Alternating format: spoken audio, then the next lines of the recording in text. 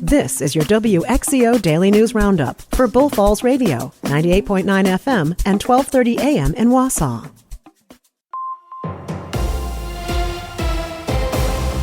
Civic Media News. I'm Terry Bell. Here's what Wisconsin needs to know. The Wisconsin Elections Commission wants state lawmakers to create a new office on election transparency. Administrator Megan Wolf says public demand for transparency is growing. If approved, the office would operate inside the WEC and handle audits and voter accessibility.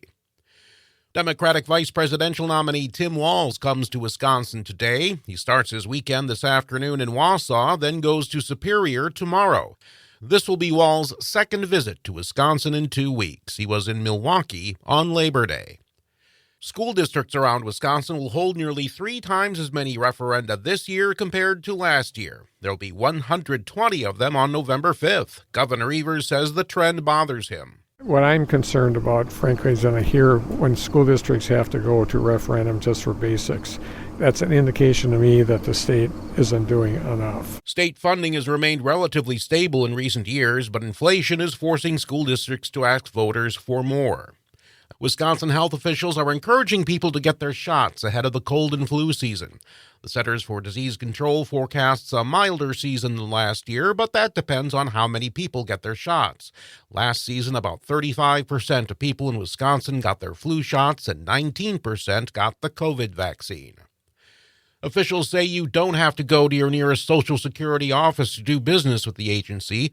The SSA's Abigail Zapote says it's easier than ever to go online. They can report a stolen Social Security number at identitytheft.gov and then go through our replacement process at ssa.gov/number-card to get that replacement card. Zapote says you shouldn't carry your card in your purse or your wallet.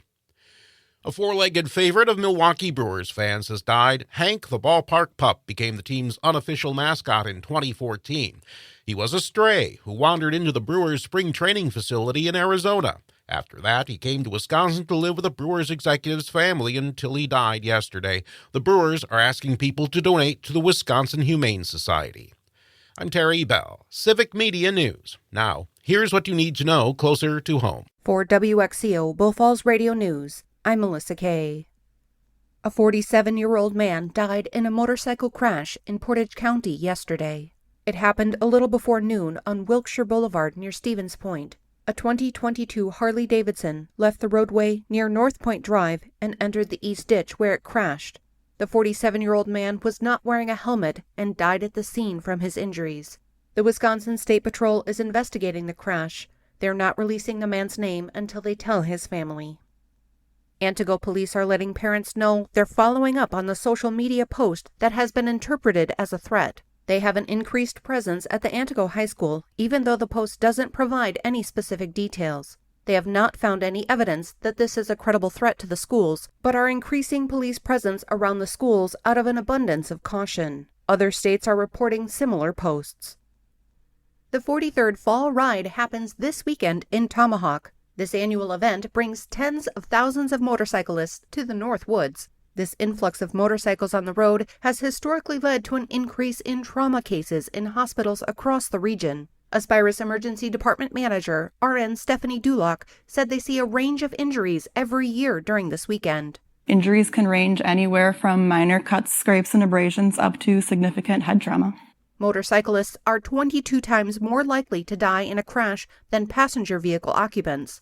Helmet use remains one of the most effective ways to prevent fatalities, reducing the risk of death by 37%. Stephanie said they want everyone to enjoy the ride, but they're ready just in case.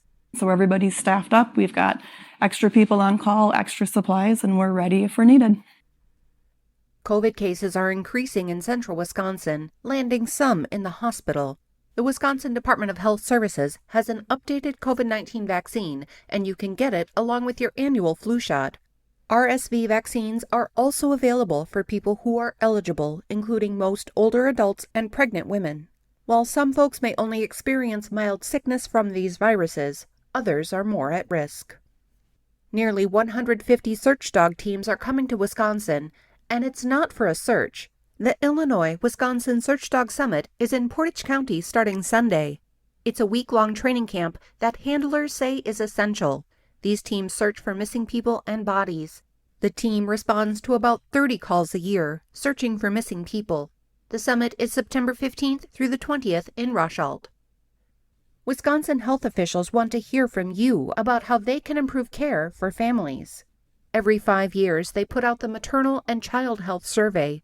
It covers things like prenatal care, postpartum mental health, birth outcomes, and access to resources.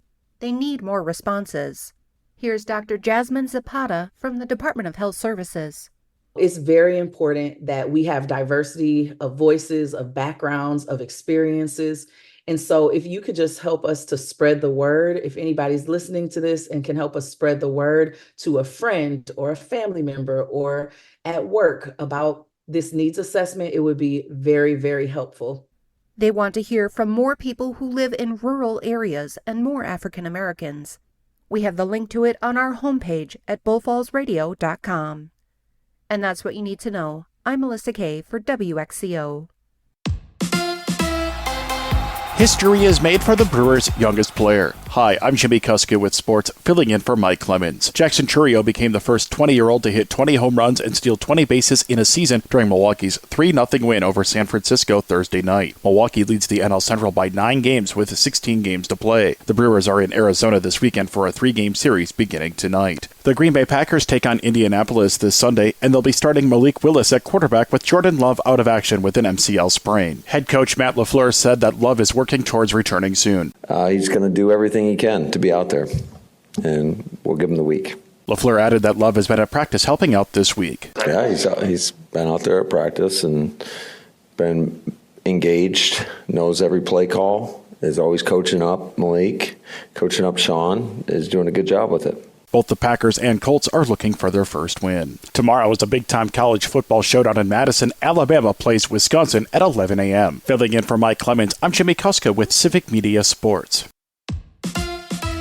On your entertainment beat, I'm Pete Schwaba. Grey's Anatomy fans will be happy at the return of a popular character for season 21. The show offered a sneak preview of what is to come after an intense season finale for season 20. The preview revealed the return of Jesse Williams' character, Dr. Jackson Avery. A recent blurb in The Hollywood Reporter insinuates that Avery will be butting heads with Dr. Gray. The plot thickens. True crime fans, take note. Hulu picked up an ABC-backed series called Little Miss Innocent, Passion, Poison, Prison. Variety reports that the story centers around Caitlin Connolly, accused of manslaughter in the death of her boss and the mother of her ex-boyfriend. In the 3-part series, Connolly pleads her case as to why she was wrongfully sent to prison. The series was co-produced by ABC News. It's one thing to have a child outside your marriage, and another thing to have people claiming to be the mom of your out-of-wedlock child all over social media with pictures of babies and fake posts. This is happening to Dave Grohl of the Foo Fighters right now. The frontman acknowledged Tuesday that he had a baby girl with a woman who was not his wife. Now people are posting fake pictures of said baby and pretending to be the child's mother. Some sources are reporting that Grohl's wife, Jordan Blum, has hired a divorce attorney in light of the news. Grohl says he plans to do everything in his power to be a loving father to the new baby like he is to his 3 daughters with Blum. The Batman director Matt Reeves says his trilogy for the Batman will stick close to the trilogy he envisioned. Deadline reports that while Reeves was promoting his spin-off series, The Penguin, he assured fans and the media his vision for the franchise is sound.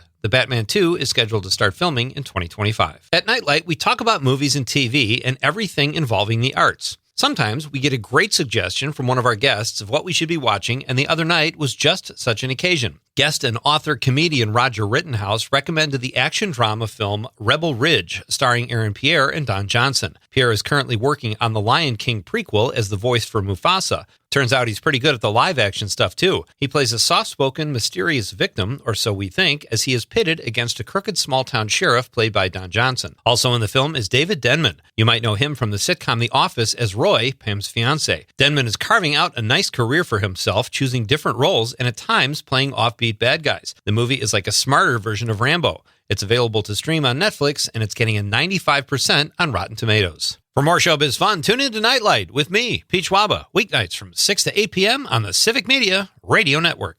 With your forecast, I'm Corey Hartman. Mostly sunny today, highs in the low 80s, little breezy out of the southeast. Tonight, mostly cloudy, lows around 59. Mostly cloudy Saturday, 79. Chance of a shower on Saturday night with a low around 60 degrees. For Sunday, mostly sunny, a high near 82. It's 57 at our studios. That's your WXCO Daily News Roundup from Civic Media. Subscribe to this podcast on Spotify, Apple, or wherever you find your podcasts. Find more news at bullfallsradio.com.